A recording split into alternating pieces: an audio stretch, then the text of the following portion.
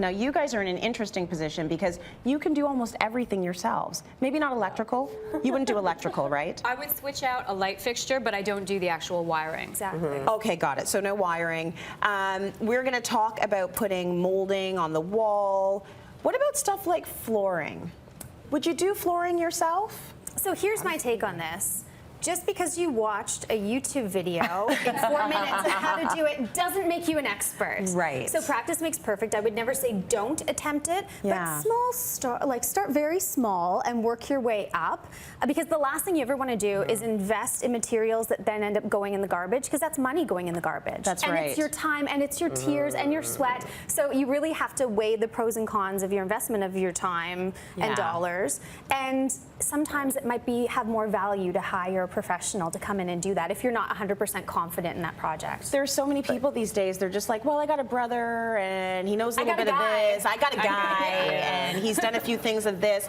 But then the problem is it up to code? Did you go through the right process? Did you get the permits you needed? How about you, Sharon? When it's a big project, no. But when I think it comes to things like flooring, I mean, I've always been comfortable working on it. My husband's very handy, and I have to force him to hire people quite often because I just wanted to get done like this century. But so no, I'm joking, honey. You know that. Just joking, Larry. I'm joking. But honestly, like we've done a lot of our tile work and all in the bathroom. Like a small, like Leigh-Ann was saying, like a small project's a great place to start with. And I'm like, okay, you know what, this is comfortable. And then wood flooring. And the thing is, sometimes it's better to do it yourself if you know what you're doing, because with flooring, like we had maple flooring we were laying down, and it's all kind of different.